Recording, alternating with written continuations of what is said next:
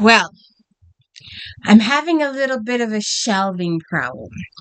So, and I really should be waiting to do this video another couple of months, but I'm going to do it today because I'm having a shelving problem and I need to fix it. And I've decided I had the books in series order. However, I get to a certain point that the series turns into hardcovers.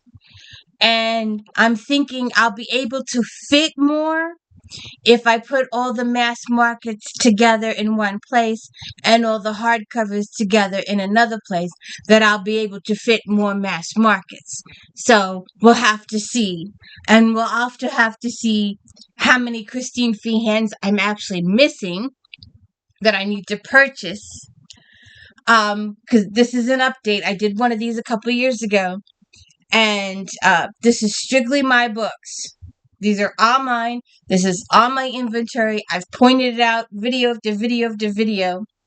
And I want to see how many I am missing from the Feehan series. And I also want to talk about something a little on the important side later. Because I was trying to thumb through all the books. And I found one in a later book that it occurs in all the books. But I found one in a later book. So anyways, welcome to the D. Louise book series. I'm Christina, Kristina. This is where I read books, talk about books, no special effects, no theme music, none of that fancy stuff going on here. Poor video, poor sound, poor everything. But if you could hit the thumbs up, whether you like me or not, hit the thumbs up. Because if I get one thumbs and one down thumbs, it's 50%. And it really sucks. And it really makes a person sad. So, if you could just hit the thumbs up and maybe subscribe. So, we're going to start with the Carpathians. And so, our first one is Dark Prince.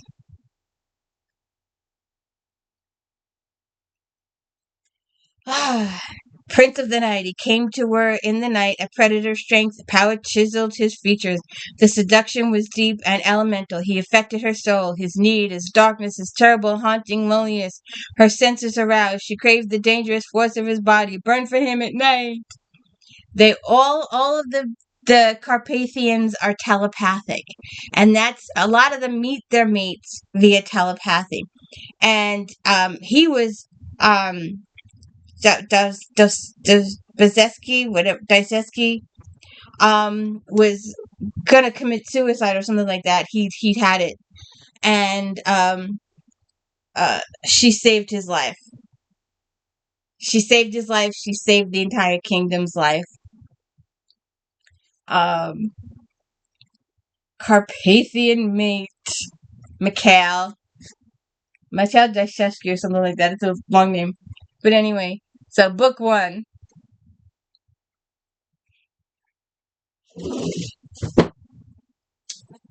Alright. Book two. Alright, so I have book one. Book two, Dark Desire. They were masters of the darkness, searching through the night eternity for a mistress of the light. The strangers silently summoned her from across the seas, whispering of eternal torment, of endless hunger, of dark, dangerous desires, and somehow American surgeon Shea O'Halloran could feel his angst. Oh, and another thing. When they finally get their mate, they get to see color. Don't know. Drawn to the far Carpathian mountains, she found a ravaged, raging man, a being like no other. She trembled, for in his burning eyes she recognized the beloved stranger who'd already become a part of her.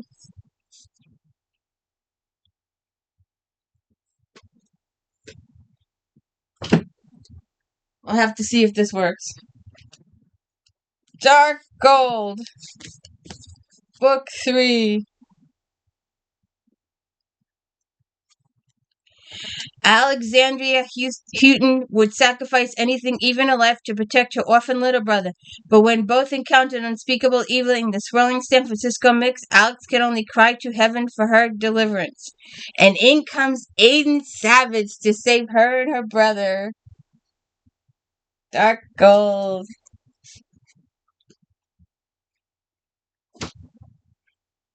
Excuse me. Oh, I need a tissue. Excuse me. Okay.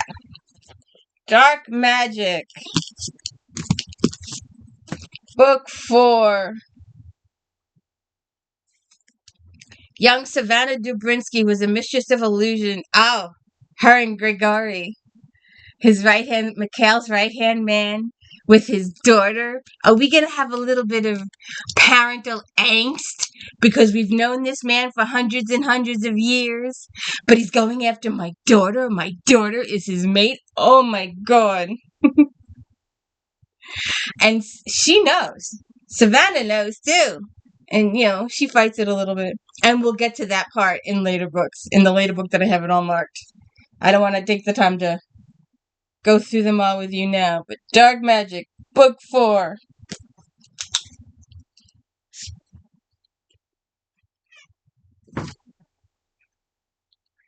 Let's see. Dark Challenge, Book 5.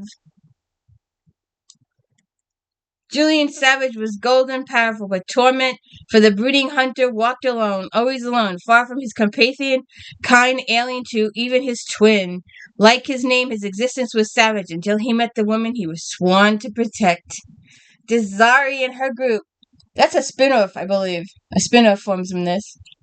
Dark Challenge. What?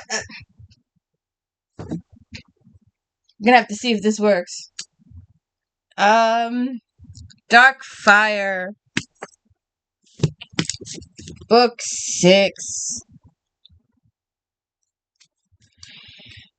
There is always a price to pay, so Darius warned her when she accepted a position with the traveling troupe, and gazing mesmerized at the merciless slash of his mouth, the impeccable resolve on his face, the soulless emptiness of her black eyes, Tempest was afraid to ask what it was.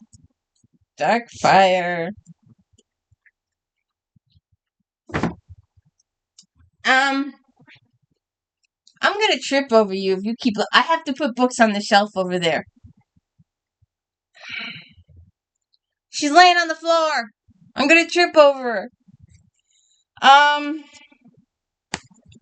see. Alright, where's my book? Do you see it?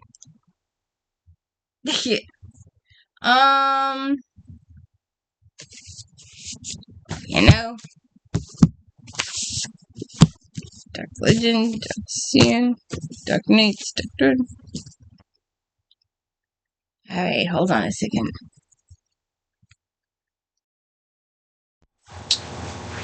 Okay. Dark Dreamers, Book 7. Dark Dream. She's known him since she was 15. Every night he's with her. His face, his voice. Tonight, Sarah Martin will meet the man who both angel and demon, salvation and temptation. Falcon, the Carpathian, the banished hero. Tonight, Sarah will meet the dark-eyed destroyer destined to be her mate. I'm gonna so trip over you.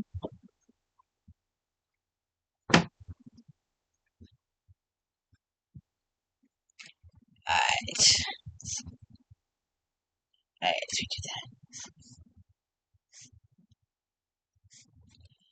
Dark Legend.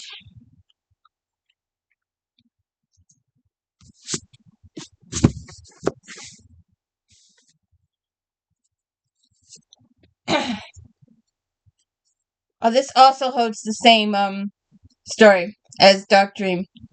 It can also be found in here. Smokey. When I finish that shelf. Alright.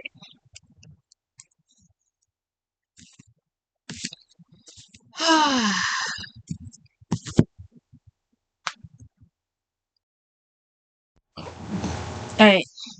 Dark Legend, Book 8. Gabriel, he woke deep within the ground, and the first sensation he left with was hunger, an overwhelming hunger for blood that demanded satisfaction. But as he hunted for the streets of Paris for prey, a voice called to him, soothing, calming, giving him the strength to control his craving. Oh, and he's got an evil brother. Francesca del Ponce was a healer, a woman who radiated goodness as powerfully as the sun did light, but surely his obsession with her would turn him and his twin brother had turned. If they don't mate by a certain time after they meet, then he's doomed forever to go bad, to be a bad vampire.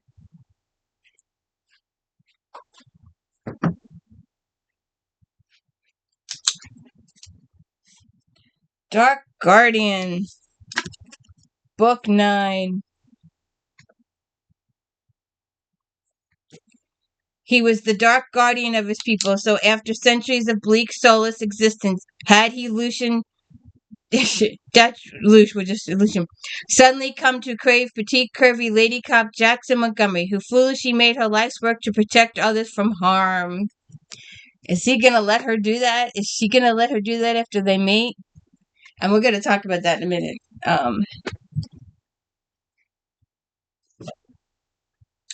Almost to the top.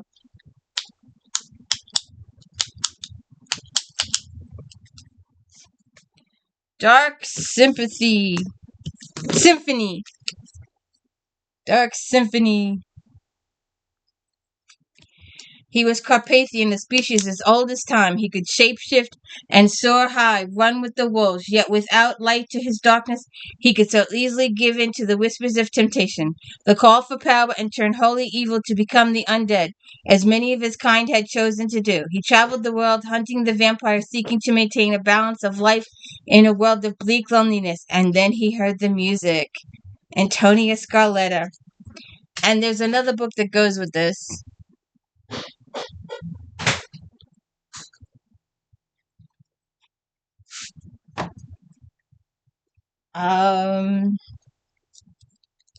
There's another book. Let's see.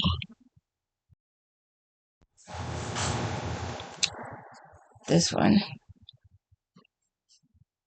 The Scarlet Curse. Okay. Dark Descent. Destiny. Night. Promise. Just a second. Okay. So apparently this one had a couple of different covers. Or titles. Dark Nights. Book 11. It's also called The Only One and Dark Nights.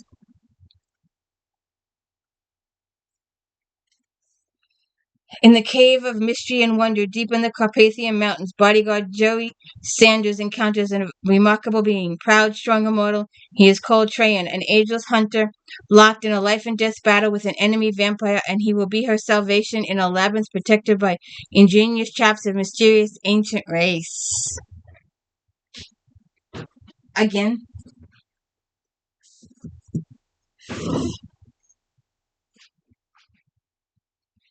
Alright.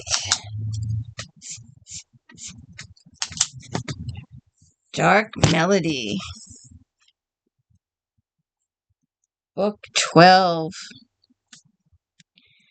Lead guitarist of the Dark Trombores, Duane was renowned for his mesmerizing performances. Melody stilled crowds, beckoned, seduced, and tempted, and always he called to her, his lover, his life mate. He called to her to complete him, to give him the emotions that had faded from his existence, leaving him an empty shell of growing darkness. Save me. Come to me.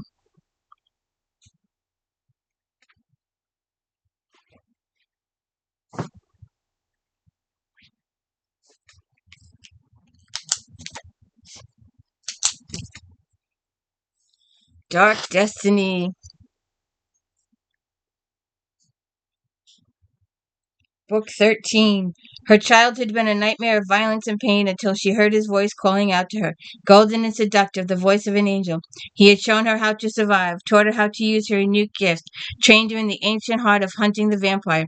Yet he could not bend her to his will. He could not summon her to him, no matter how great his power.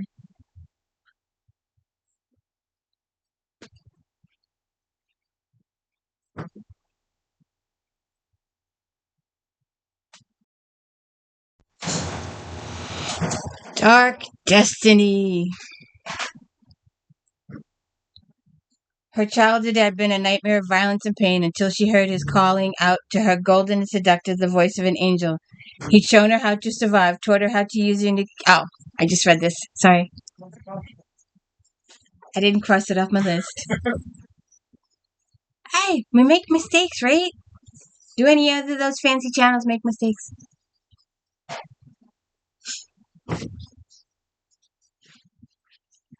Okay. Dark Hunger.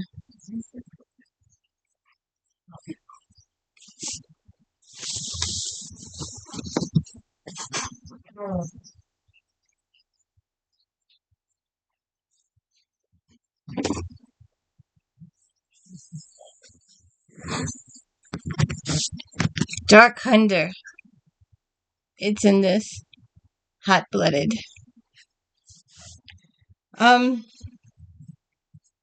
Dark Hunter. In a jungle, beautiful activist liberates animals from a secret laboratory and stumbles across an unexpected prisoner. She releases the Carpathian from his bounds, only to unleash his voracious appetite on herself. Hot-blooded.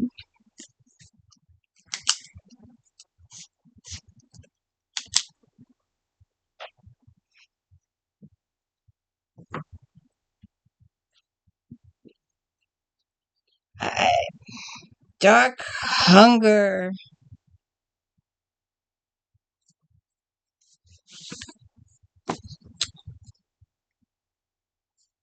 You know, I really should have put these in order when I put them up here. We did that one. That was in Hot Blood. Alright, Dark Secret. Okay, this is the one I picked out. So, the first, you can breathe, Quita. His voice was soft and gentle, even when his arms were like steel bands. You are afraid to take me inside your body, afraid of my possession, but you will come to accept it.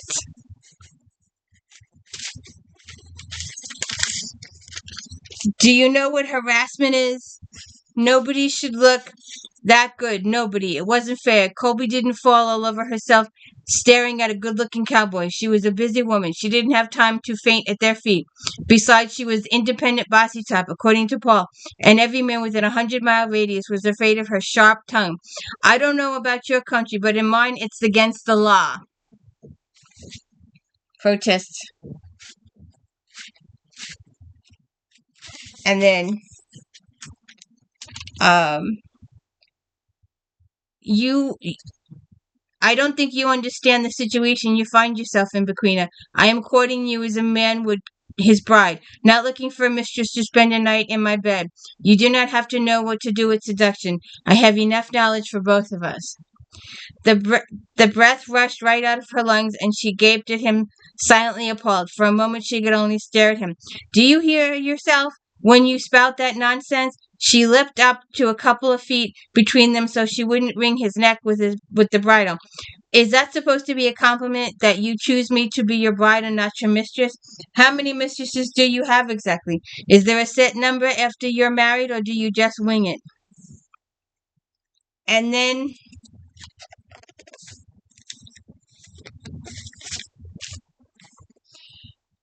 and you think telling me this furthers your cause? How? Get off of me. Go to hell. I don't care what you do to me. It won't make a difference. I decide my fate, not you. And then on page 188, he says the oath, and he takes away her free will. Back when these books were written, it was all romantic. After Me Too, you start to think twice. You start to think twice about some of this stuff. He says the magic words in every single book. The guy says the magic words. I claim you as my life mate. And it takes away her free will. And she becomes his. I wanted to point that out. It's in all of them. Dark Secrets.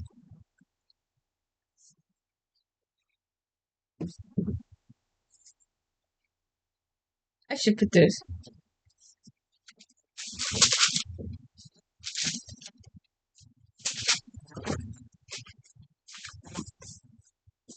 Okay. Sorry. Darkest at Dawn. Oh, that was Dark Secret. Okay. Dark Secret had 2 titles. Dark Demon. You know what I hate about this book? The size. When you're doing mass markets and you're putting them up the shelf, this one, you see there's a problem there. That's the biggest problem with this. It has bugged me since the book came out. I should really get a different copy. For as long as she can remember, Natalia has been fighting demons, first in the form of childhood nightmares, then later immortal creatures that kill and prey on innocent, including her own twin brother. Whether Carpathian or vampire, she slays those who murder by night, and she has no equal until she is seduced by the very things she considers her enemies. And if you don't notice, they all have Russian names. All these vampires have Russian names. Alright, then I have to see that I'm putting the mass markets down there. And I said at the beginning of the video, I'm going to put the hardcovers separately. So,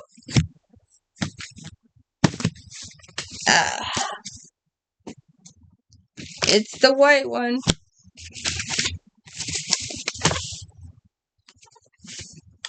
Christine Feehan decided to have a Christmas novel. And I bring this up during the Christmas season. Dark Celebration. She gathers all the Carpathians that have happened in the first 16 books and did a Christmas. With her, after centuries as the prince of the Carpathians, Mikhail Dobrinsky fears he can't protect them for long from their greatest threat, the extinction of their species, a fate that has become wicked prayer of his enemies. To ensure it, they've devised a shame to slaughter Carpathian females. But even with his own life mate Raven and their daughter Savannah, vulnerable to the lost encroaching evil, Mikhail's hope is not lost. In this desperate season, Carpathians around the world are gathering to join their strengths. First Christmas novel.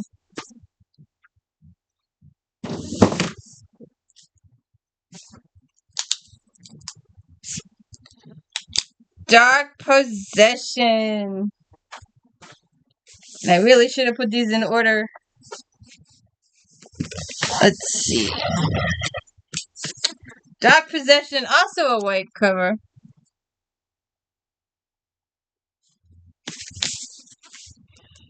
Mulatto de la Cruz knew he was dangerously close to turning into a vampire. The last thing he expected after being called back to his Carpathian homeland by Prince Mikhail to watch the scent of his destined life mate in Marianne Delaney. Marianne is human, but she knows all too well the overwhelming aggressive instincts of Carpathian males, and they're not exactly the kind of men she preferred to be bound to for life. You see? And he takes her free will, just like the rest of them. I don't know. A dedicated counselor for battered women, Marianne has fulfilling life with no room for someone like Mulatto, born and bred in the Carpathian Mountains, a law unto himself. But when Marianne agrees to go to South America to offer guidance to brutalized young women, she's oblivious to the trap that awaits her.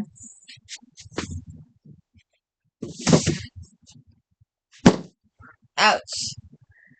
Dark Curse.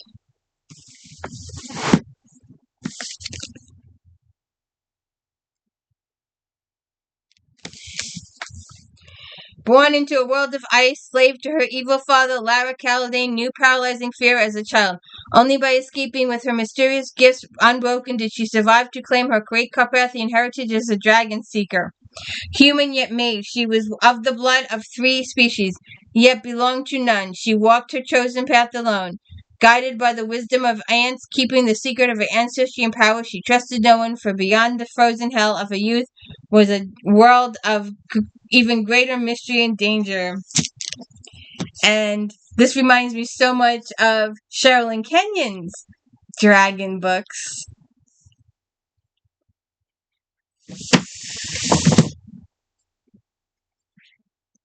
Okay. Where's my marker?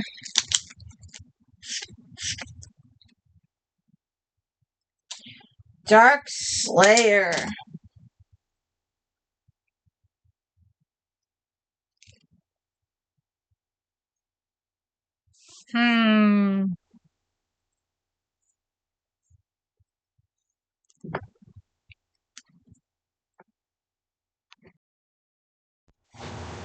Dark Slayer.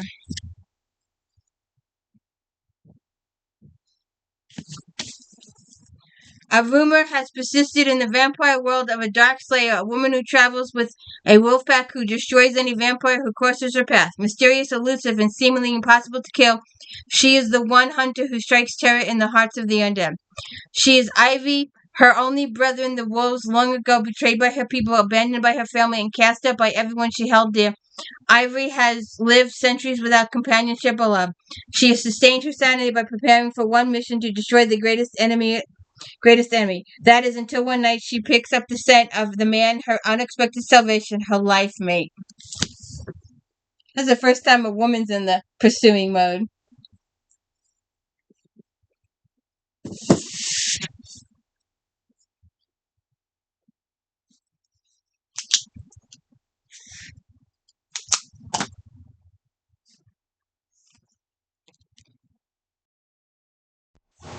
Alright, I lost my place. Dark Pearl.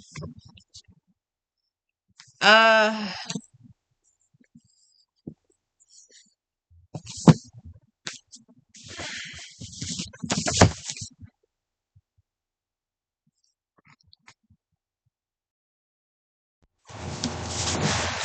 Dark Pearl.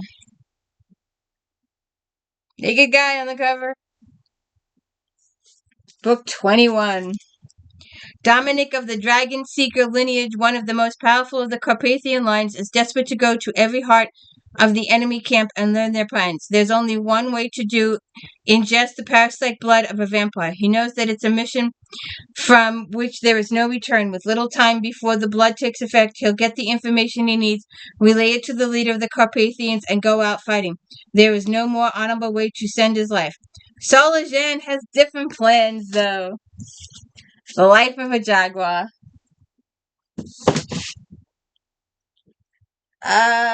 Dark Predator.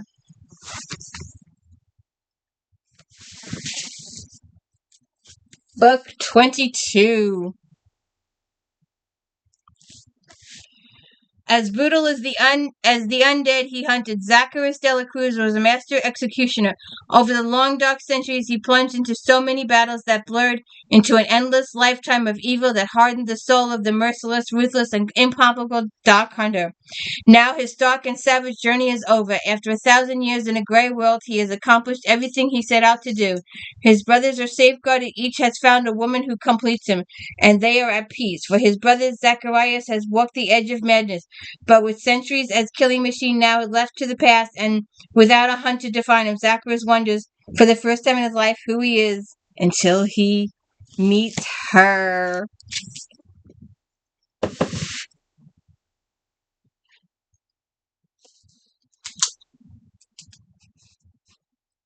Dark Storm.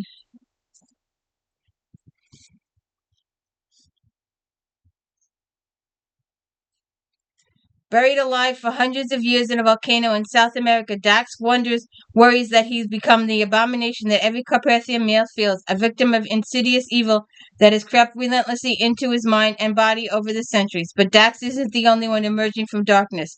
His name is Maito, and he once stood by the side of the prince of the Carpathian people. Now he is the epitome of the malevolence and perpetrator of one of the most shocking killing sprees known to man.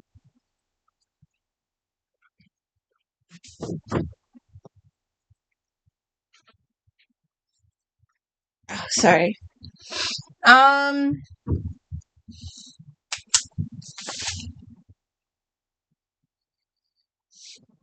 Dark Lycan.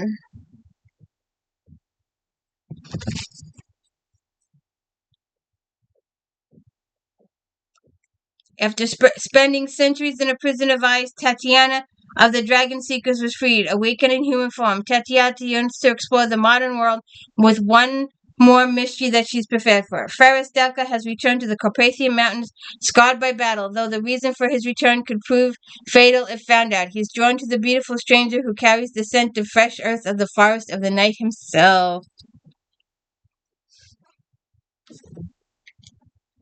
Ah, Dark Wolf.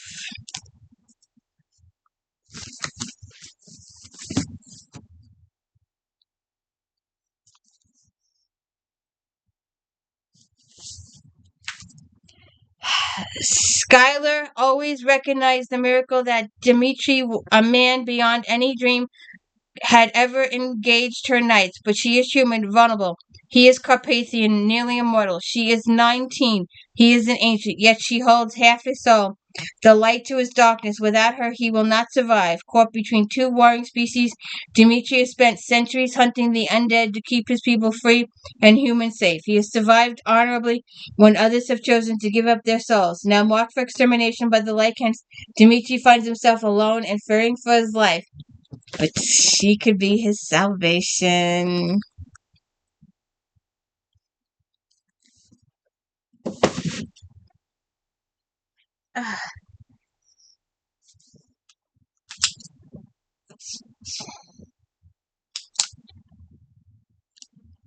Dark Blood.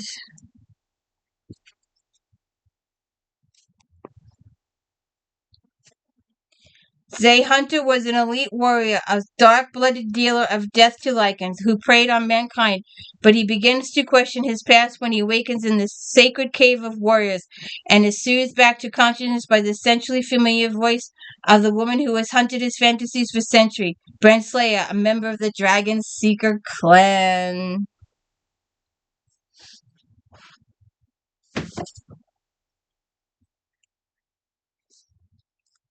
Dark Crime.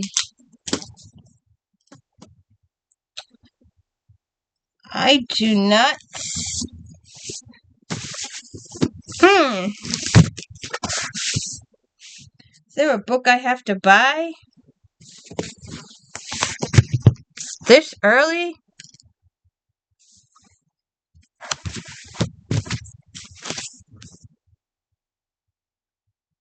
Oh. It's an anthology.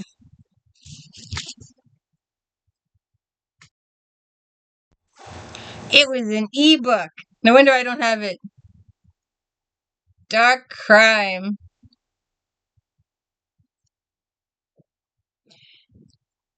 Blaze McGuire knows who killed her father, and she has merciless plans for payback until a phone call from a seductive stranger pleads with her to wait. Retribution is in his blood, too. Now he and Blaze will be united in blood of the guilty. Tonight, vengeance is theirs. It's a dark crime. It's an ebook. Alright. Dark Ghost.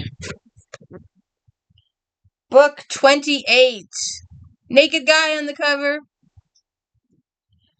Monk, bounty hunter, vampire slayer Andre Bori has spent centuries battling the undead, holding out against with honor. Now gravely wounded by master vampire Costin Pesco, Andre will be easy to track. His only chance to disappear into the gray mist of the Carpathian Mountains, to wait, to hope. In the mountains in search of a crystal Geologist Tegan Jones suddenly finds herself hunted by those she trusted. Then she comes across the warrior wounded, wanting and irresistible. Andrea had been craving for her for an eternity, his life mate.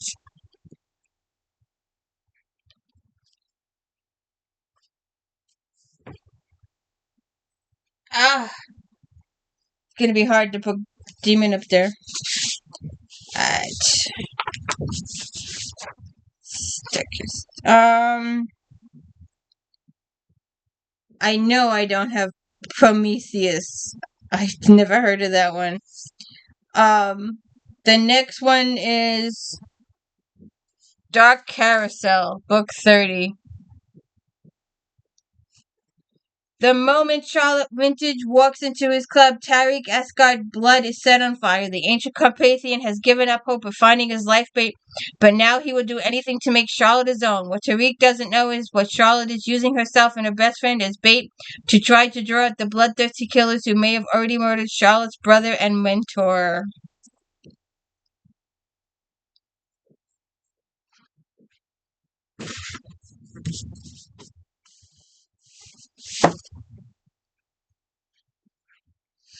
Alright,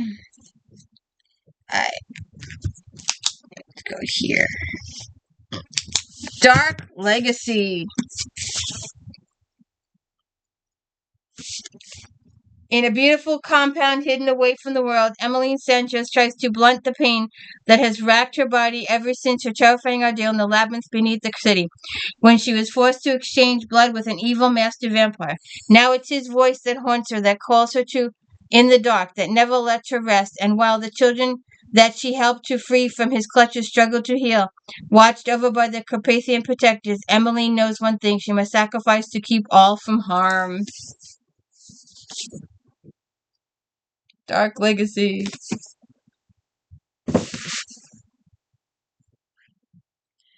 Dark Sentinel. After the devastating loss of her entire family, Lorraine heads to the woods searching for peace of mind and anything to quell the anger in her soul. Instead, she tumbles upon a scene of horrific violence as one man lies helpless in the face of 3 attackers.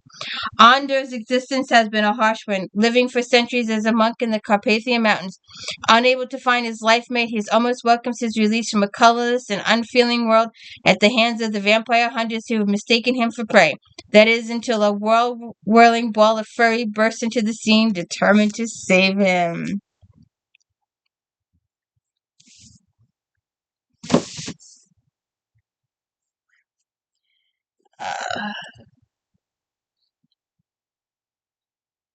Dark Illusion.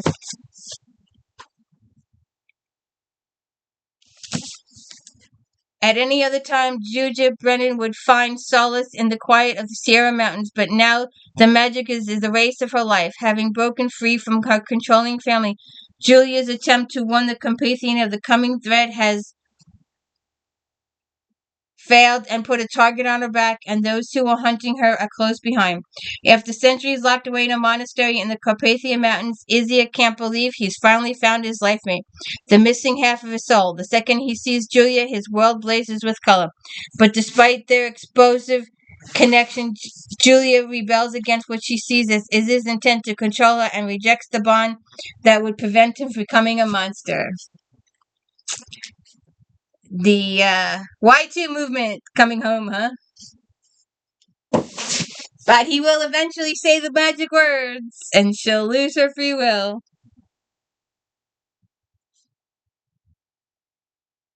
Alright, Dark Sentinel, Dark Illusion, Dark Song.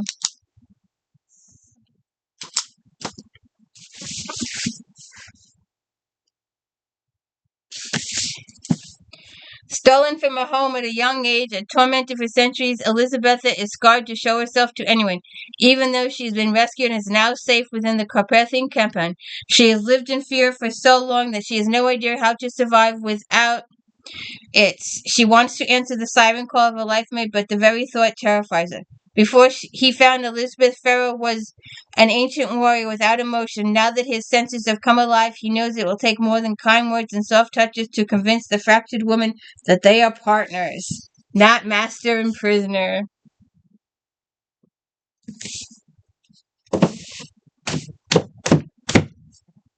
Ah, Dark Tarot.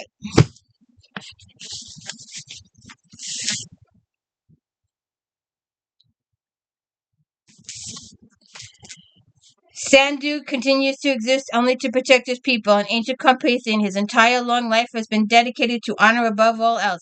He knows his time is past, especially since he has not been able to find his life mate, the anchor to keep him sane in a world he no longer understands. But just as he truly starts to give up hope, a voice reaches out to him in the night, and his world explodes in color. Adela enters Sandu's mind seamlessly as if she has been a part of him forever. While she can see the shape of things to come in the deck of tarot cards, her gift is a blessing and a curse. The true curse of Sandu's quest remains unclear, with danger wanting at every turn. Alyssa cannot see everything the future holds, but she does know it is a journey that they will take together.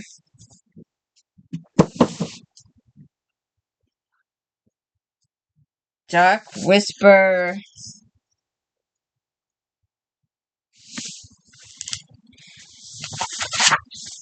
Valiso is a Lycan of royal blood. She knows that what is expected of her, but all she wants is to be out from under her family's watchful eyes. There is a fire inside her this building, a restlessness coupled with a sense of growing dread. Every day she feels the weight of the legacy passed down through generations, the prophecy that says a man will come to claim her as his mate, and that she will guard his soul. She knows nothing about him except he is hers, but nothing seems real until the night she meets him in the flesh. Afam, an ancient one, in all the centuries of existence, no one has ever affected him like Valley. He can see into her mind and feel what is in her heart. They are mates.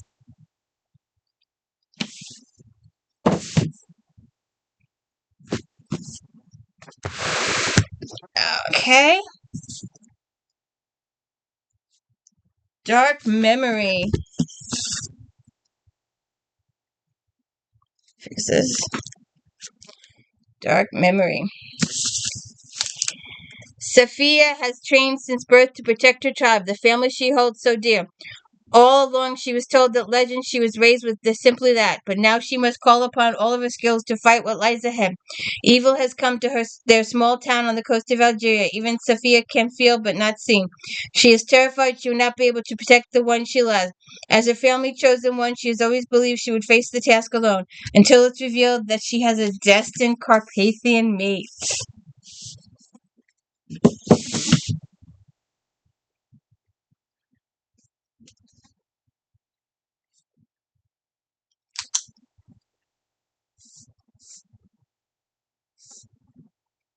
Okay. Do I have 2 copies of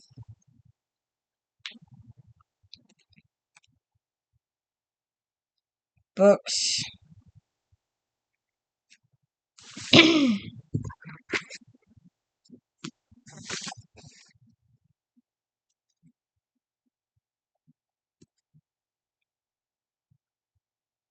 Do I have?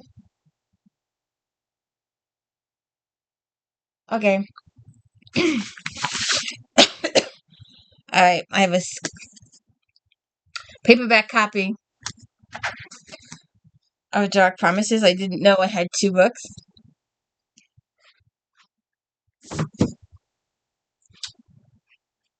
Wait a minute.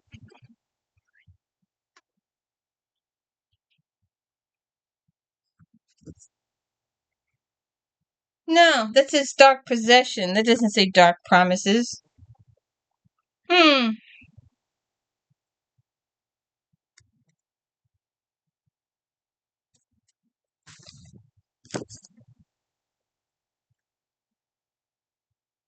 I'll have to go through them all and figure out which one this is. Dark Promises. It might have been.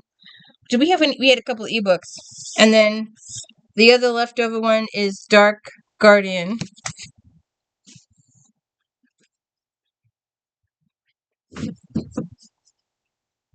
They've got to be anthologies in there someplace. Okay. Okay. The Drake sisters. They start off with anthologies. So We have the first one, Magic in the Wind. Sarah's coming home. Ever since Damon Wilder sought refuge in Sea Haven, he's heard the same breathless rumor pass the lips of nearly every local in the sleepy coastal town. Even the wind seems to whisper her name, a revere so powerful suggested that it carries the curious Damon to Sarah's clifftop home and seeks to shelter him there. But Damon is not alone. Two men have tracked him to Sea Haven in the shadows of the Drake House, where Sarah hides her own secrets, and a danger as well as a desire more urgent than either has ever known is just a whisper away. And then we have this one, The Wicked and the Wondrous. And this one holds The Twilight Before Christmas. And we use this one in Christmas too. Best-selling novelist Kate Drake, one of 7 sisters with amazing powers of witchcraft, wants to open a bookstore in a charming but run-down mill in her California hometown. Decorated former U.S. Army Ranger Mac Granite, now contractor, doesn't mind helping and getting closer to Kate.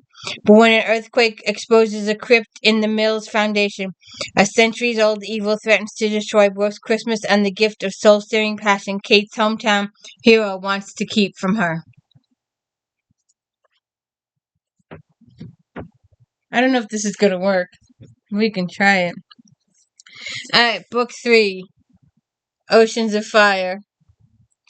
As the third daughter in a magical bloodline, Abigail Drake was born with a mystical affinity for water and possesses a particularly strong bond with dolphins.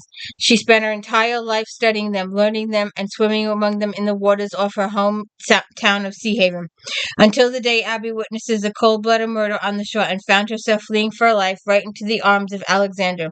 He is an Interpol agent on the trail of stolen Russian antiquities, a relentless man who gets what he's after, and the man who broke Abby's heart, but he isn't going to let the only woman he's ever loved be placed in harm's way or slip away from his embrace.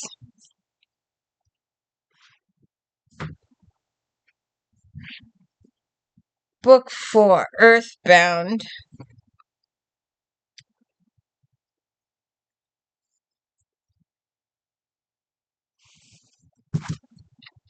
Oh, wait a minute, wrong one. I knew that was the wrong one. Alright, book 4 is Dangerous Tides. Wrong series. Dangerous Tides. Dr. Libby Drake is sensible and practical to her more adventurous sister. She's always been the good girl, certainly not the kind to attract the attention of a genius like Ty Derrick, until a tragic accident leaves the handsome biochemist at her mercy. Acting on her uncanny ability to heal, she stirs in the reawakening Ty his long suppressed desires for the woman who saved his life, but he's not the only man with designs on Libby. Her miraculous and selfless power has captured the attention of dangerously influential admirer. Can he protect her? Alright. Safe Harbor. One of 7 daughters in a line of extraordinary women, Hannah Drake has been the elusive object of affection for Jonas Harrington for as long as the rugged sheriff can remember. If only the stunning supermodel was driven by passion other than her career. But Jonas isn't the only one with desires for Hannah. This is one of the ones I remember. The other one and this one are the 2 sisters ones I remember the most.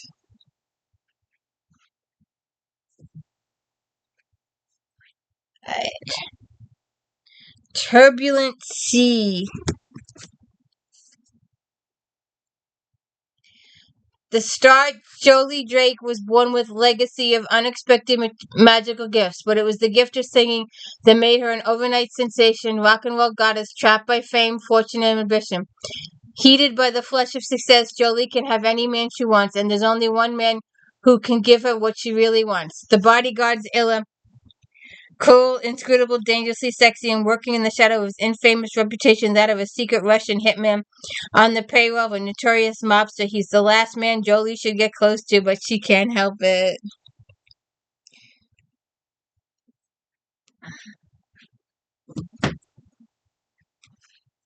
Okay. Hidden Currents. Hidden Currents. From afar, Sheriff Jackson Devereaux has always loved Ellie Drake, the youngest telepath of 7 sisters. After a long time away, she's finally returning to the small coastal village of Sea Haven, but someone has other plans for Ellie, someone who doesn't want her to make it back.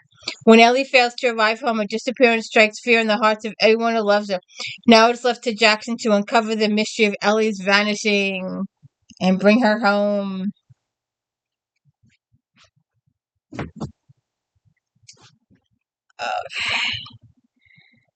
Alright, Sisters of the Heart series. Waterbound. The last thing Lev remembers was being lost in the swirling currents of the ocean and getting sucked into the nothingness of freezing black eddy off the coast town of Sea Haven. Just as quickly, just as miraculously, he was saved, pulled to shore by a beautiful stranger. But Lev has no memory of who he is or why he seems to possess the violent instincts of a trained killer. Her name is Riki, a sea urchin diver in Sea Haven. She has always felt an affinity for the sea and for the seductive pull of the tides. Now she's pulled to him.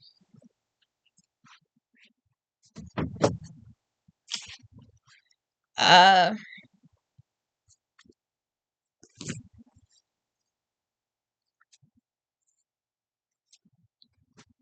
there was Waterbound. So now I need Spirit Bound. Oh, don't I have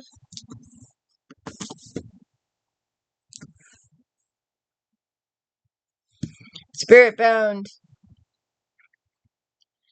Lethal undercover agent Stefan Perinsky knows 1,000 ways to kill a man and twice as many ways to pleasure a woman. That's why he's looking forward to his new mission. He must go to the coastal town of Sea Haven and insinuate himself into the life of an elusive beauty who has mysterious ties to his past and a link to a criminal, seductive, and equally elusive master criminal who only wants one thing: to possess her. Judith Henderson is an artist on the rise, an ethereal and hunted woman whose own picture-perfect beauty stirs the souls of two men who have made her their obsession. Which one wins?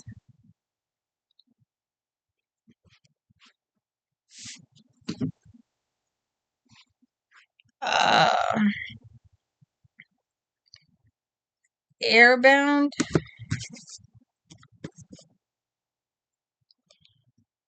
For as far back as she can remember, Ariana Rydell has always been aware of her extraordinary gifts. She can intuit revealing and illuminating patterns at the air around her, whether in the spray of mist in the billowing clouds or in the dense swirls of an impenetrable fog. Her abilities led to her placement in a secret government training facility when she was a child, but everything changed after her mother was murdered. Ariana fled the program, but she couldn't outrun the desperate members of the shadowy cabal who want her, who need her, who will kill to get her. Kidnapped and held aboard a ship bound for dangerous seas, her only chance for rescue is Maximum Perinsky. He has reasons for helping her, but he isn't about to reveal them to her. Okay?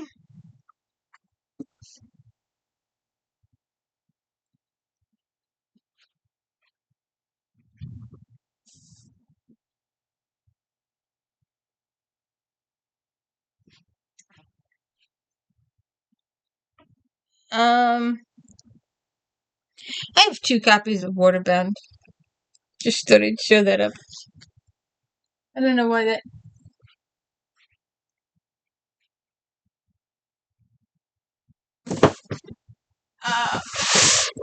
Put that over there. Okay. And Earthbound. Escaping from an occult, Lexi found refuge with her sisters on the farm that more than sustained her body. It nurtured her soul as well. But she never forgets the terror she left behind or the always present fear that the occult would find her again. And then her nightmare came true. Lexi discovered and threatened, only to be suddenly saved by a stranger. He is Gavin Krasinski, and he is awesome struck by the woman he has saved. She is destined for him. He can feel it in his soul.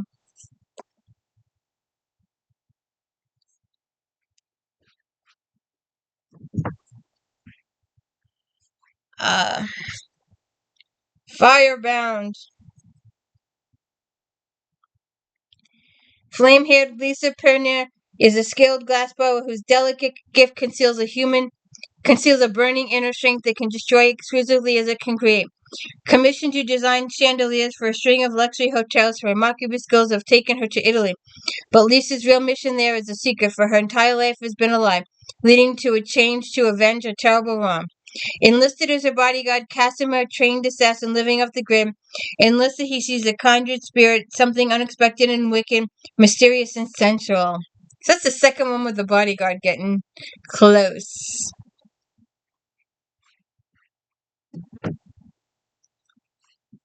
Okay. I don't think. Oh. Bound together.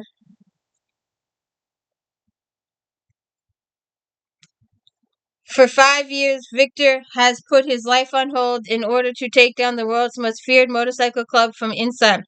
But carrying out the insane violence and seeing the club's exploitation of the innocent has brought his traumatic past roaring back. And there's only one cure: to see the wife he left behind. Blythe Daniels thought she'd never see Victor again after he murdered her stepfather and left without a word.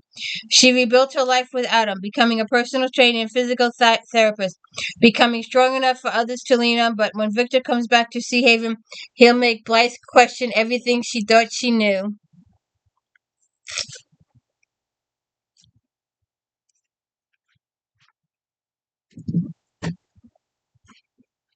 Okay. Um,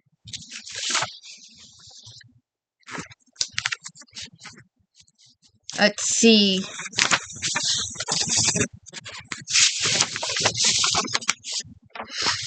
Let's see if I can do these. Um,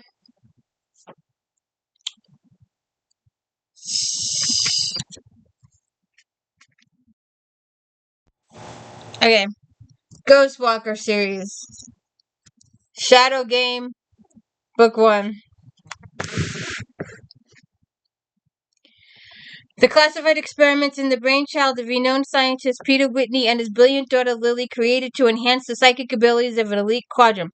It can transform their natural mental powers into a unique military weapon. But something has gone wrong. In the isolated underground labs, the men have been dying victims of bizarre accidents. Captain Ryland Miller knows he is next. When Dr. Whitney himself is murdered, Ryland has only one person left to trust: Lily. And is that good or bad?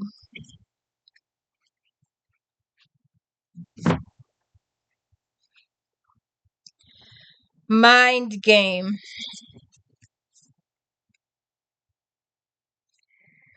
Possessed of a extraordinary psychic gift, Dahlia LeBlanc has spent her entire life isolated from other people and just thinks she's finally achieved some semblance of peace. Her well-orchestrated world comes to a crashing down. For a reason she cannot guess, she has become the target of a deadly assassin.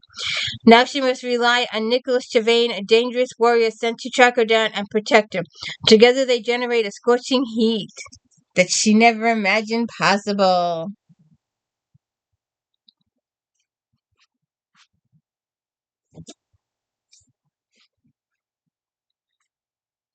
Night Game.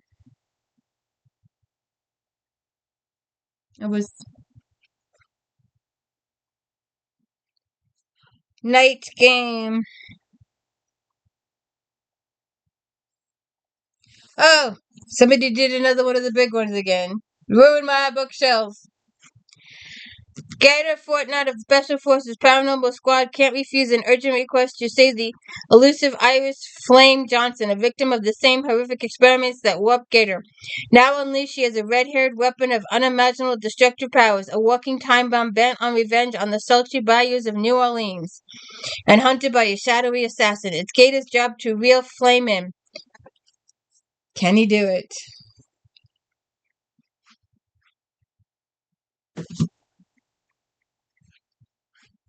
Oh.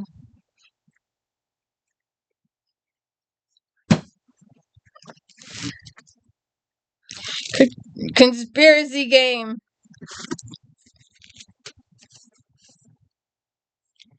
Jack Norton is a ghost walker, a genetically enhanced sniper with merciless sense of justice. A phantom welcomed by the anomaly of the night, but mission to rescue his brother in the jungle has left him vulnerable to rebel forces. His only salvation is his power of telepathy. Then he meets Brignani, an unusual beauty on a mission of her own, but they share more than the sweltering heat.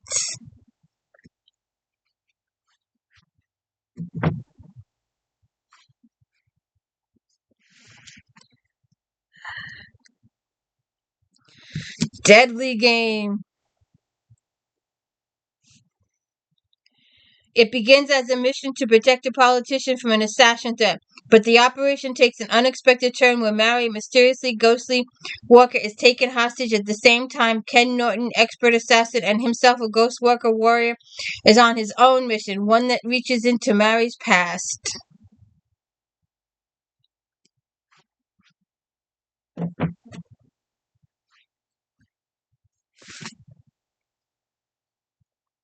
Predator Game.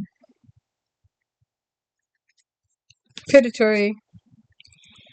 Sabre Whitner is running from her past when she meets Jess Calhoun, an ex-Navy SEAL who is physically and emotionally compromised by his own mysterious and violent history as a ghost worker.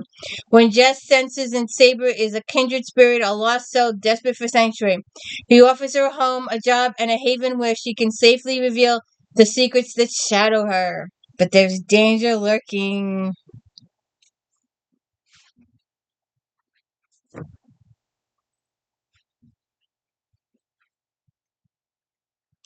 Murder Game.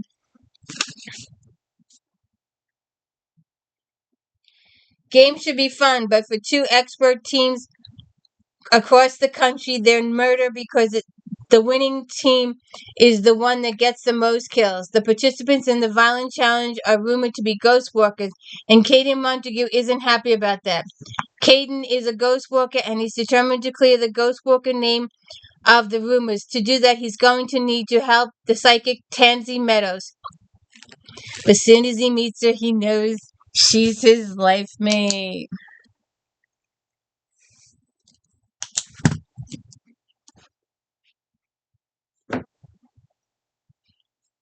Street Game. Oh, wait a minute. Yep, Street Game. Street Game. For Mac McKinley and his team of ghost walkers, killing machines, urban warfare is an art form. But despite a hard-won knowledge of San Francisco streets, Mac knows from experience that too many things can still go wrong. Danger is just another part of the game, and he's come face to face with a woman who can play just as tough as he can. And her name is Jamie.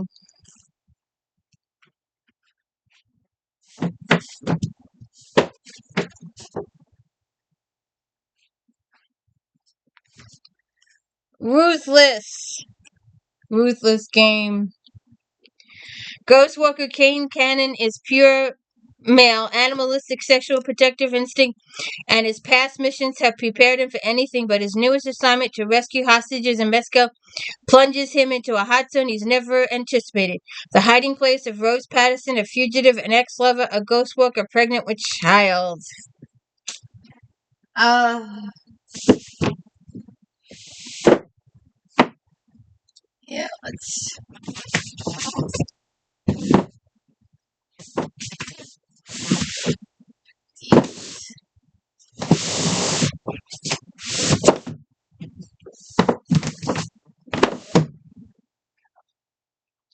Alright, Samurai. In an underground club, a high-ranking public official spends his secret nights indulging in fantasies as exciting as they are depraved. For a selective employee of the dungeon, it's her job to fulfill them. But she's playing a far more dangerous game, one of blackmail, politics, and murder, that reaches into the shadows world of the Ghost Walkers.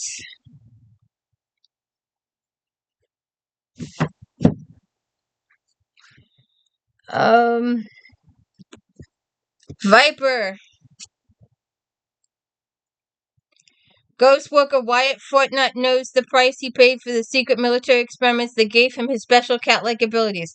After all, he left his bayou home a healer and came back a killer. While Wyatt and his ghost worker brother Gator may have known exactly the sort of game they were getting into, Wyatt never anticipated where it would lead or who or to whom. A lady named Pepper.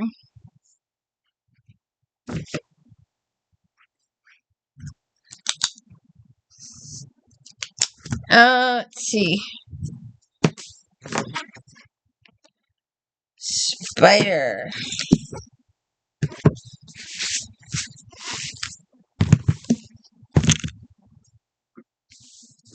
So, is this the first book I have to order?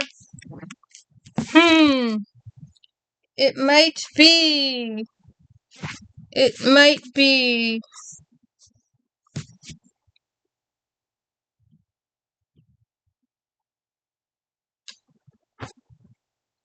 I think I'm missing one.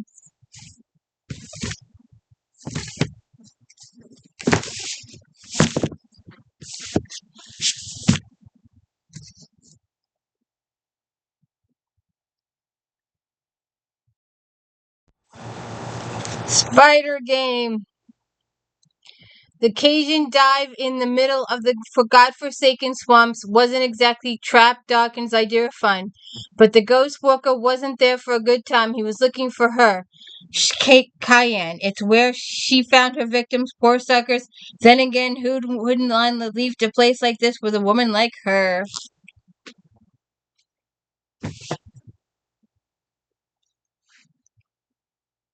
Spider's game.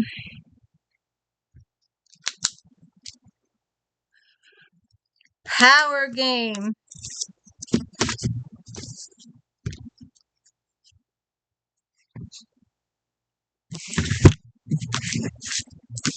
Power game.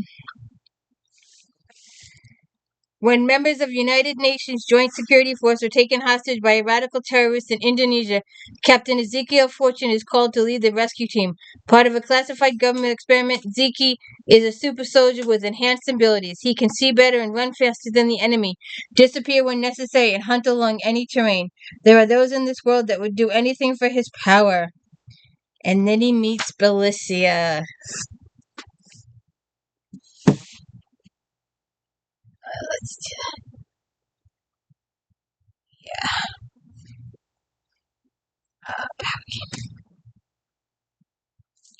Covert game. Rescue an industrial spy from the hands of criminal mastermind is a suicide mission for the ghost workers, and there's no one more up to the task than Geomazi. He is the perfect killing machine. A man driven by demons so dark and destructive that his blindsided soul has given up trying to find solace. Until he meets top secret ghost worker Data in front of a Chinese crime lord, and he bit. Zara Hightower, one of the world's leading experts on artificial intelligence, gets through his shield.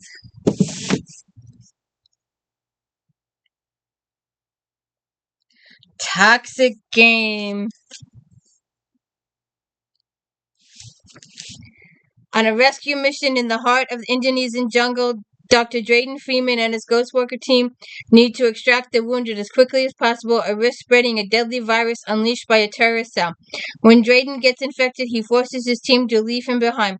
He won't risk any exposing anyone else. And then he meets Skylar. Her mission is to track down the virus.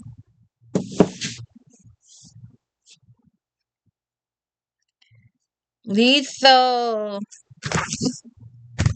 Lethal game. When Malachi Fortunes attacks a problem, he does it full force. A habit that earns the ghost worker a painful injury in forced vacation in San Diego, California. With Amaryllis.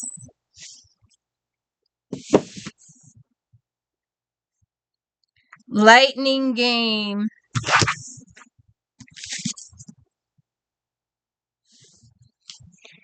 Ghostwalker Reuben Campbell's rough upbringing made him into the man he is today, strong, steadfast, and wary of outsiders.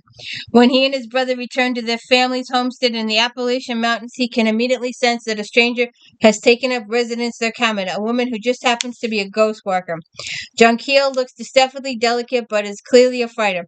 She also doesn't seem to care that Reuben could kill her where she stands. She sought him out and she has a need for him. Lightning game. Phantom game.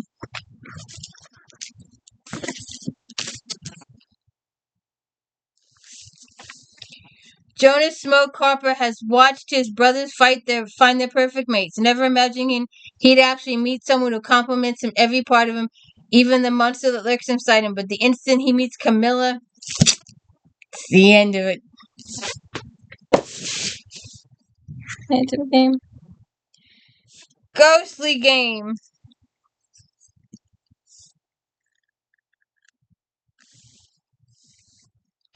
Gideon Eagle Carpenter is used to rolling with the punches life has thrown at him.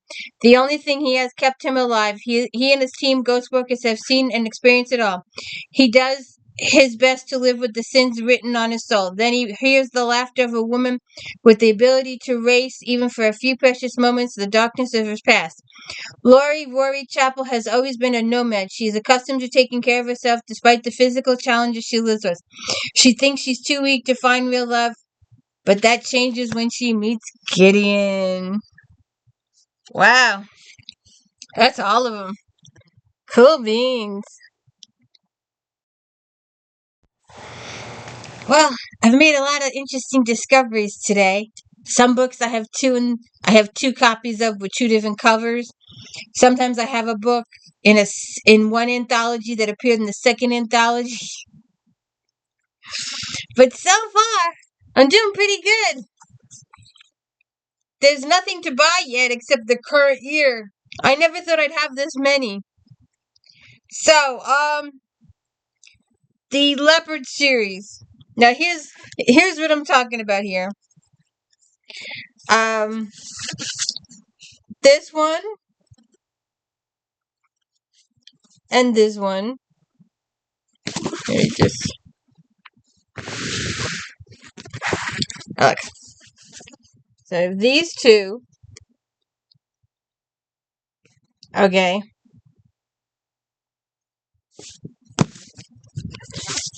And this one. Okay, now the first is The Awakening. Okay.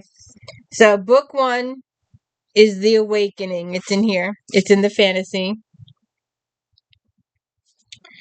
And then this also has The Awakening in it, plus Wild Rain. It has both books. So this is just The Awakening. And this has these two books together. So you can buy them as two separate books, or you can buy them as one book. Let's see. The awakened beautiful natural dreams come true to live along the feral jungle creatures, but an untamed, irresistible beast, another sort, inspires her to explore her wild side. Wild Rain, Rachel Lesbos has escaped from a faceless assassin and found sanctuary thousands of miles from home. Under the towering jungle canopy, in this world teeming with unusual creatures, she encounters Rio, a native of the forest imbued with fierce powers and possesses secrets of his own. Fever.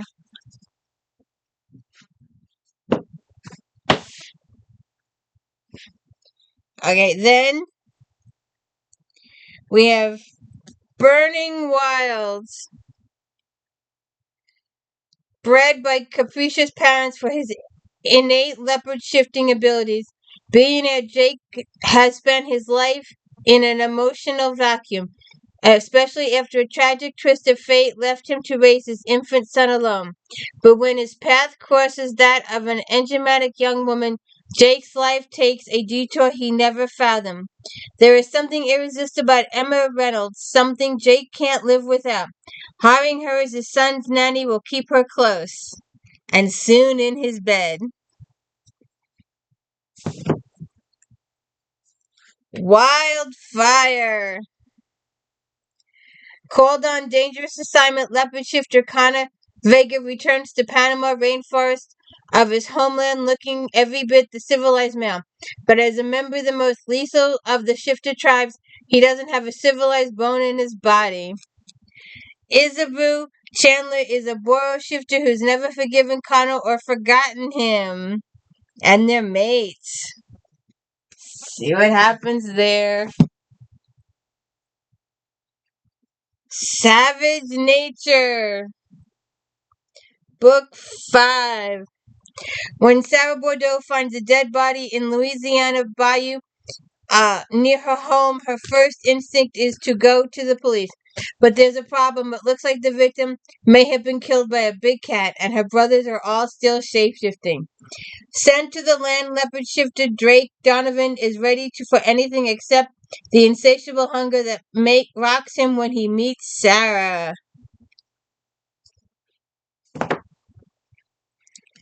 Leopard's Prey. From a tough stint in armed forces to stalking the unknown as a Bayou cop, leopard shifter Remy Bordeaux has been served well by his uncanny gift, and right now Orleans could use a homicide detective like Remy. A serial killer is on the loose, snatching victims from the French Quarter with pitiless rage and unnatural efficiency. But something else is drawing Remy into the French corner. A sultry woman.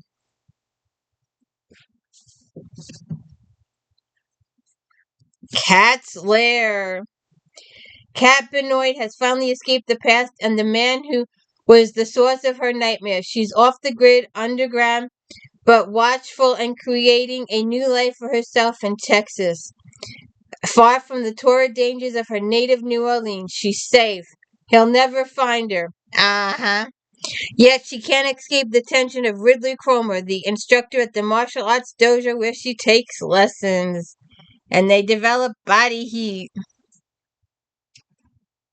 So if I move these down here and put these here. Okay. And I'll put these. I'll just go here. I'll put these two over here. See, I'm trying to do my bookcases. Alright.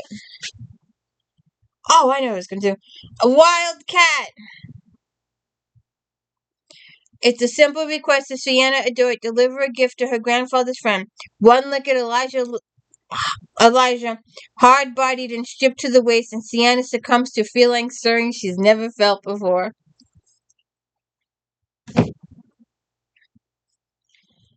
Leopard's Fury. With her own bakery in San Antonio, Angeline Tegri made herself a new life far from the brutal lair of the shifter she was born into. Though she's all too aware of her leopard shifter blood, she has kept the wild animal stirring a secret. That is until Alonzo walks into her bakery.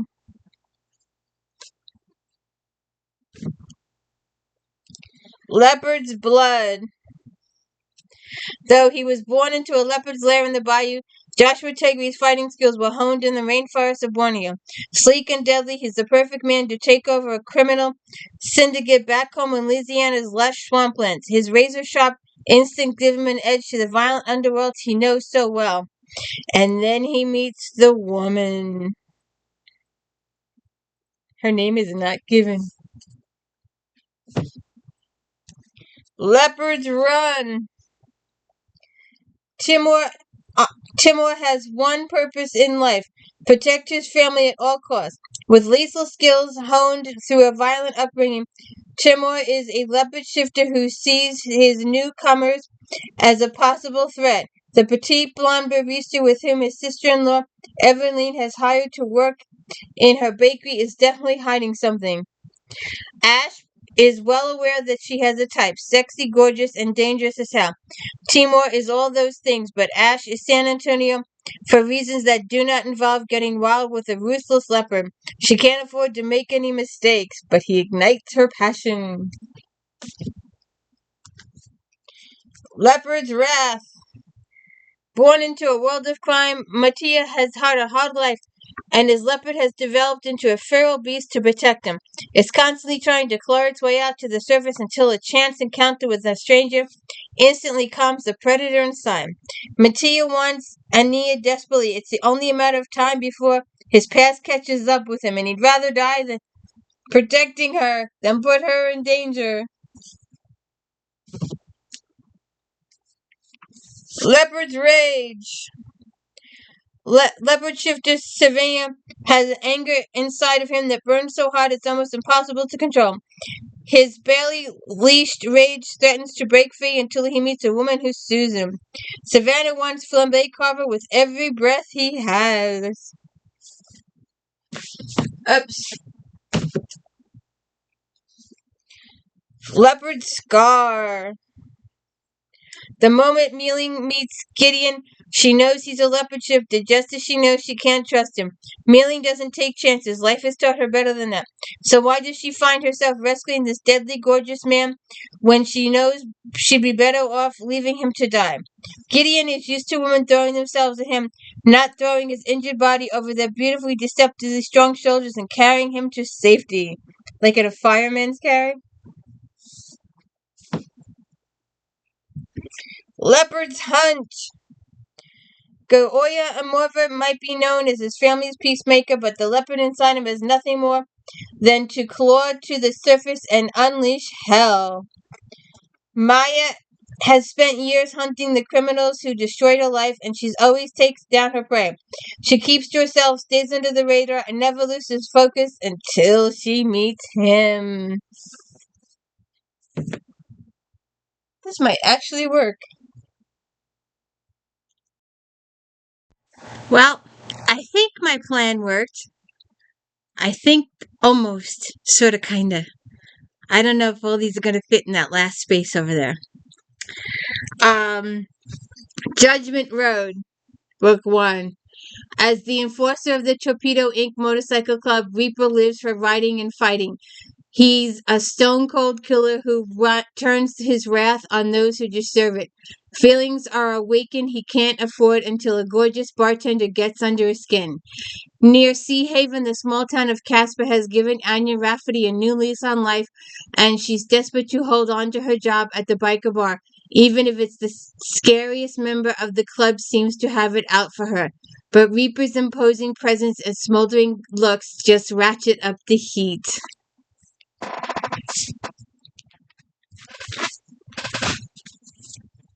Vengeance, Book 2. I didn't do that, somebody else did it.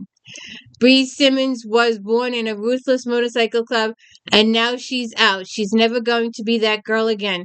But when her past catches up with her, Bree must go to Sea Harbor to seek out the man who almost destroyed her, the man who chose his club over her and left her feeling used and alone.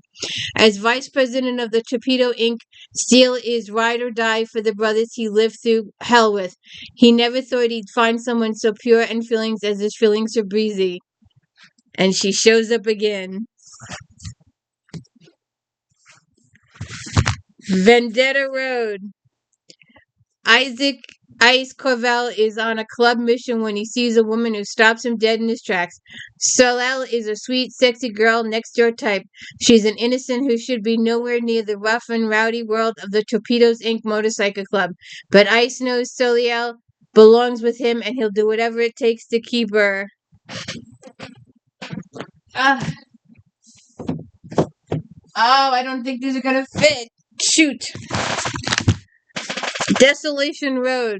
Torpedo Inc. is Alexei's whole life. The members of his other brothers and his family, his everything. But he doesn't stop him from wanting something that belongs only to him. That's why the tough biker has spent the last 6 weeks at the library. reading every book he can get his hands on, and watching the prim and proper librarian who makes his blood rush. Scarlet Foley has been fantasizing about the handsome tattooed man who's followed her every move. She senses he's dangerous, but she wants him. Reckless Road. While Gideon player Lazarev is one of the Torpedo Inc. Motorcycle Club's roughest members, he's also one of the calmest. Little Rattles player, except for the times his gift gets the better of him. When that happens, he just has to lie down in the dark and hope for the best. But on a night when he's on the verge of losing it, he meets a woman who managed to soothe the beast within. Zaya. Annihilation Road. Savin Sage Credit is convinced he's not worth a damn thing. He's not like his brothers. He's a sadistic monster, a killer, a man no woman could truly love. So it completely throws him when a stranger risks her life for his, pushing him out of the way and taking the hit that would have sent him 6 feet under. If he had any kind of sense, he'd leave her alone. But Savage can't get the woman with a smart mouth and no sense of self-preservation out of his head. He's lost. Savage Road. When Savin, Savage, Paris, and Psycheli Dubois first met, their connection was instant, their attraction undeniable. Their relationship has been full throttle since day one, even though months have passed and passion and love between them has only increased. Recovery Road. Kit Master doesn't care whether he lives or dies. He's burnt out self with no one and nothing but his club. Whatever Torpedo Inc. needs, Master will put himself in harm's way time after time. If he doesn't make it back, he's certain everyone will move on just fine. Investment banker Annabelle Moore knows her own mind, and she's not willing to settle for anyone. So when a second-rate gangster and his thugs tried to coerce her into marriage and giving up all her family's money, she's having none of it until they turn to cold-blood murder. Oh, okay. Betrayal Road. The stranger, frequently Aziel Vargas' local coffee shop, is a sight to behold. He's tall, dark, muscular, and complete distraction. She's worried one look from his striking silver eyes will have her acting a fool, but it's not a look that sets Aziel aflame. It's the way he bloody tells her every dark, dirty thing he'd like to do to her. Like, okay. They're not going to fit. I'm going to end up putting them on top again. Alright, let's finish with these. Shadows. Shadow Rider, Book 1. Whether it's fast cars or fast women, Stefano gets what he wants. When he's not fodder for the paparazzi, he commands Ferraro family business, both illegitimate and illegitimate. While their criminal activity is simply a rumor yet to be proven, no one knows the real truth. The Ferraros are a family of the Shadow Riders capable of manipulating light and dark, an ability Stefano thought ran in his family until he meets Francesca. Shadow Reaper. Billionaire playboy Rico Ferraro knows no other life. Being a Shadow Rider is in his blood. But so is a haunting desperation stemming from the secrets of his dark past. His recklessness puts not only his life at risk, but also the future of his entire family. To save them all, he must find his life mate. He must find his life mate. She's not named. She's the mysterious woman. Shadow Keeper. The paparazzi can't get enough of infamous bad boy Giovanni Ferraro, but unknown to them and the woman he beds, he's just playing a role. Keeping the spotlight on himself keeps it off his family business, and if the lethal Shadow Rider can't hunt in the dark, he'll find his pleasure elsewhere. Sasha. Shadow Warrior. Vittore Ferraro is a man whose family loyalty knows no bounds. He would die for his siblings and the people they love. But what he really wants is to start a family of his own. Deep down, Vittorio has always known finding a woman who could ride shadows would be nearly impossible, let alone anyone who could accept his particular needs. He never expected to find her in the middle of a kidnapping. Grace Murphy has always been drawn to Vittorio, or at least to the billionaire's public bad boy persona. Now that she's under his protection and the sole focus of his intense caring, she can't help but wanting to get close. Shadow Flight. Nicoletta Gomez was a terrified teenager when Giovanni Ferrell and his brother saved her life. Ever since, she's been trying to rise above what was done to her, molding herself into a survivor under the protection of the Ferrell family. But one looked at her and knew that Nicholas was hers. That actually says his. Giovanni knew that Nicholas was his, just as he felt their shadow connect. But no matter how much he wanted to claim her, okay, I get it now. But no matter how much he wanted to claim her, he knew she needed time to become her own woman. Okay, I missed a comma. Okay.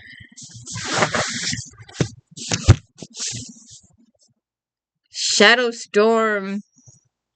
As the youngest member of the Fierro family, Emily has watched each of her brothers find happiness in love while her own heart was shattered by a lover's betrayal. For 2 years, she stayed away from Valentino as possible until she learns that he's been shot during a hostile takeover of his family territory. And she goes to nurse him back to health, and they fall back in love. Shadow Fire. Shadow Rider Ellie has been called many things: domineering, brash, loyal, but most of all fast. And there's nothing faster than choosing to marry a woman you've never met. Okay? All he has are signed contract and a list of his new bride's expectations for their arranged marriage. He's not expecting love or some sappy happy ever after, just a partner who knows exactly what she signed up for. Ellie knows who he is, a privileged member of the Archenbach family, a skilled rider and a fighter, a man who always had things easy for all the wrong reasons. He's made his mistakes and lost his chance at real, true passion, with his other half thanks to his own careless elegance. Now he just wants to do his duty as a shadow rider and leave the past behind. But she's gonna fix it for him. And Shadow Dance. As the head of the New York City Shadow Riders and his branch of the Farrell family, Gino knows the weight of the dual responsibilities on his broad shoulders. There's nothing more important to Gino than protecting his territory and his familia. So when his own parents become the latest victims in a string of vicious murders, Gino is ready to scorch the earth. But then he meets Amaritha. Little Dancer's body conceals a spine of steel. Even when she's held captive and faced with the threat of lethal interrogation, she's not about to cave under pressure. Let's see.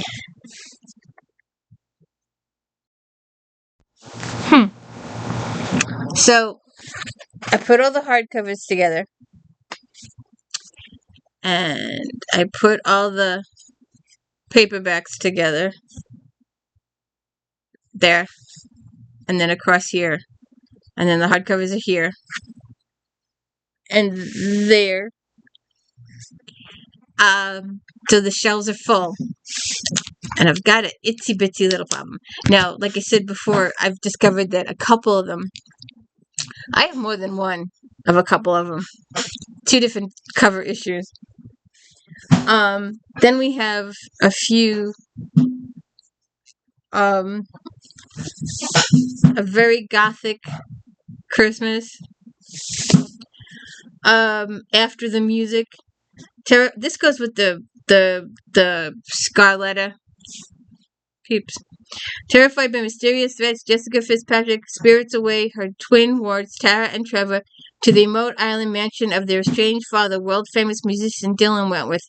Ever since the fire that claimed his wife's life and left him horribly disfigured, Dylan was shut out of the world. So yeah, this goes with Scarletta. This is the Scarletta one. So that's 2 of the same book. And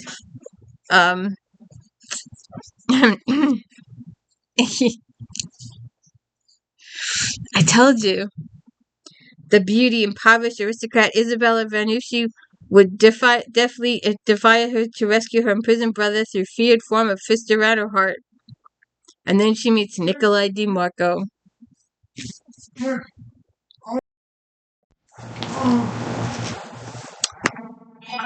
So then I have this one, which is similar to another one. Terrified by mysterious threats, Jessica spirits away her twin words. Oh, wait a second. Hey, it's two different covers. It's the same book. You know, like I said, there's like 3 or 4 of these that I have the same cover. I have 2 books with the same covers. So I have these 2. I have these 2.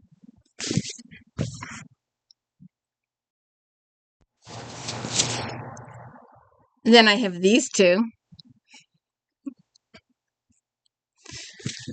So that's 3 sets.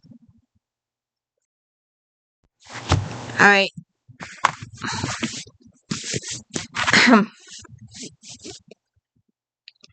They're all the same story.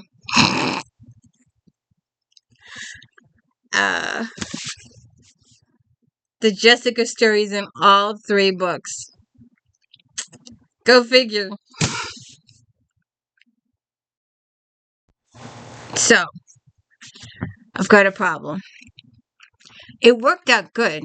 It turns out I'm not missing anything. Isn't that amazing? I have all of Christine Feehan's books. Can you believe that? And they've all been nicely shelved. And they all fit nicely. No more display models. Except we're going to have 2 hardcovers. I ran out of room. So these 2 standalones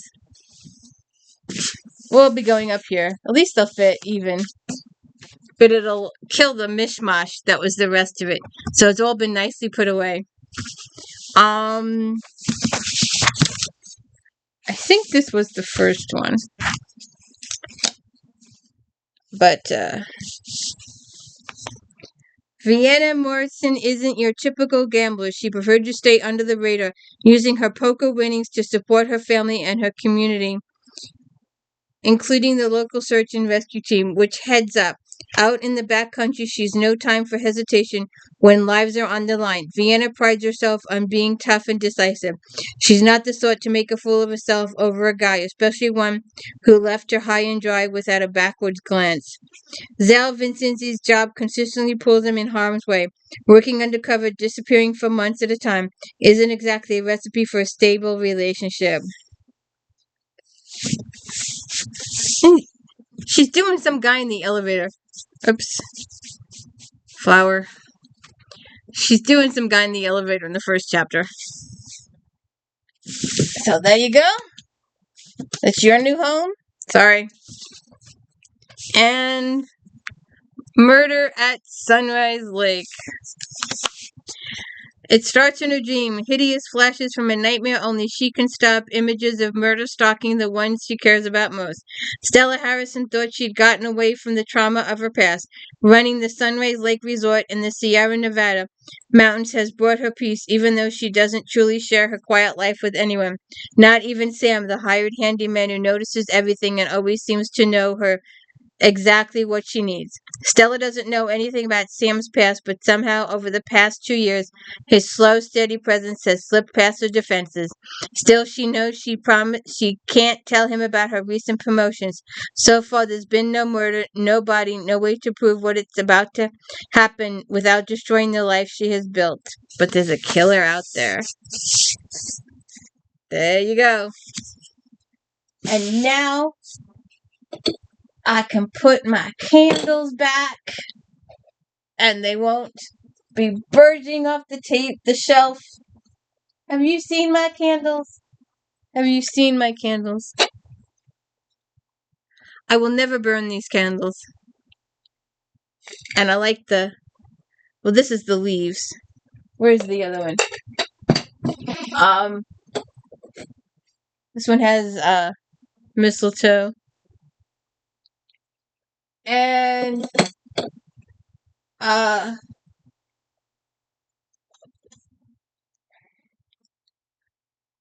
this one. So, and there's one.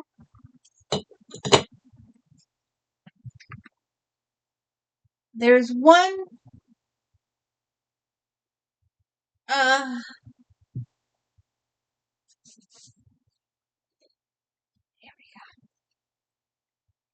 Little. Oh, I forget what they're called. Aren't they pretty? But one of these sits on every shelf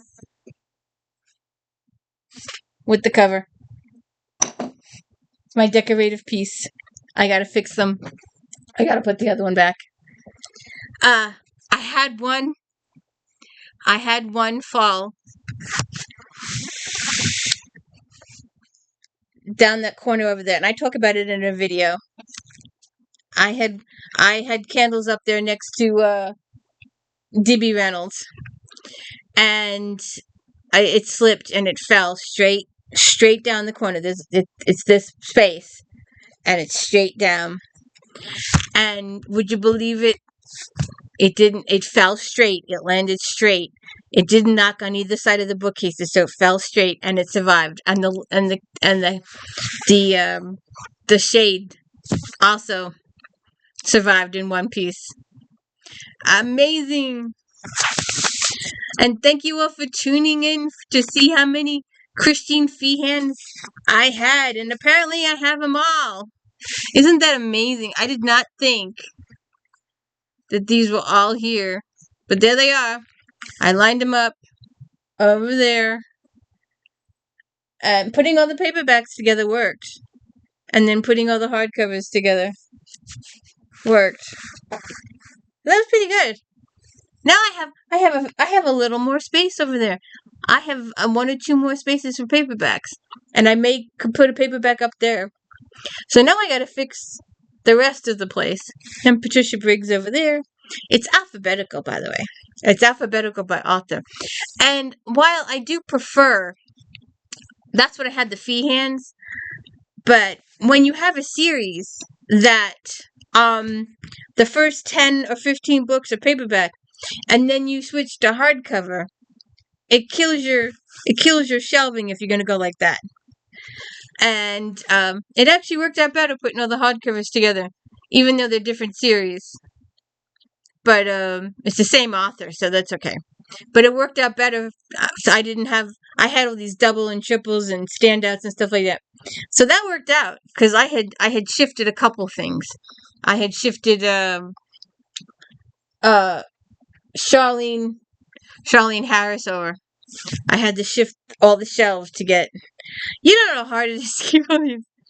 And there's the lady at the top. If you haven't watched my and the winner is the first 3 issues we do over in the Regency. I show you my Regency side of town with all my family photographs of deceased people. And Cheryl and Kenyon's at the top over there. And Laurel's over here. And we're waiting patiently, very, very patiently, for the next Laurel book. Very, very patiently. Apparently she got mixed up in social media and just scrolling, I don't know, whatever she was scrolling. So Mary took a long time to edit, and it's the 10th book in the Mary series that she hasn't written in years. So that means we will have to wait another 2 or 3 years for Anita to actually get married. She was thinking about doing a Jason book first. So the earliest, if we see Anita get married, 28. I'm saying the Jason book might be 27.